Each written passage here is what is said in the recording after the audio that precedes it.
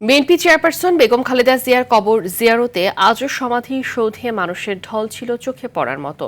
ঘন কুয়াশা আর তীব্র শীত উপেক্ষা করে খালেদা জিয়ার সমাধিস্থলে আসছেন বিভিন্ন শ্রেণী পেশার মানুষ।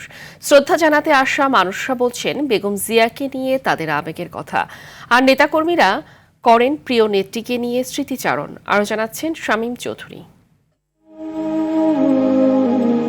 শীতের সকাল, কুয়াশা ঠেলে পূব আকাশে তখনও দেখা মেলেনি সূর্যের। তেজদীপ্ত রোদের আলো ফোটার আগেই রাজধানীর জিয়া উদ্যানে মানুষের ঢল ছিল চোখে পড়ার মতো।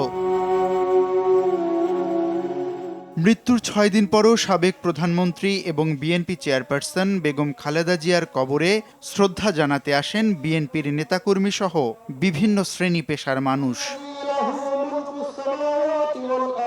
ফুলেল শ্রদ্ধা জানানোর পাশাপাশি কবর জিয়ারত করেন বিভিন্ন সামাজিক সাংস্কৃতিক সংগঠনের নেতৃবৃন্দ। ফুলে ফুলে মুড়িয়ে দেয়া হয় বিএনপি চেয়ারপারসনের কবর। শীত উপেক্ষা করে শ্রদ্ধা জানাতে আসা মানুষজন তুলে ধরেন বেগম খালেদা জিয়াকে নিয়ে তাদের আবেগ। যে ওনারা জীবিত থাকাকালে আমি দেখতে খুব ইচ্ছে ছিল, তা দেখতে তো পারিনি, ভাগ্যে হয়নি।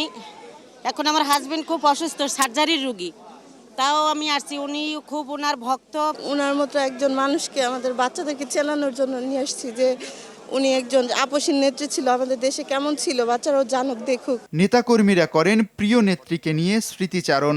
ওনার জীবন থেকে আমরা অনুপ্রেরণা পাই। আমরা একজন সৎ এবং নিষ্ঠাবান যেন রাজনীতিবিদ হয়ে বাংলাদেশের মানুষের পাশে দাঁড়াই। উনি আমাদেরকে সন্তানের স্নেহ দিয়েছেন। আজকে উনি আমাদের মাঝে নাই। উনি দেশের জন্য অনেক ত্যাগ স্বীকার করেছেন, গণতন্ত্রের জন্য, দেশের উন্নয়নের জন্য, দেশের স্বাধীনতা সার্বভৌমত্বের জন্য, ইসলামী মূল্যবোধের জন্য। বেগম খালেদা জিয়ার রুহের মাগফিরাত কামনায় কবরের পাশেই কোরআন তেলাওয়াত করেন অনেকে। বেগম খালেদা জিয়া ছিলেন মানুষের আবেগ, ভালোবাসা আর ঐক্যের প্রতীক। দেশ এবং দেশের মানুষের স্বার্থের প্রশ্নে আপোষহীন। অনন্তকালের মহাযাত্রায় চলে গেলেও প্রদীপ হয়ে তিনি জ্বলবেন সবার হৃদয়ে। শামীম চৌধুরী, RTV, ঢাকা।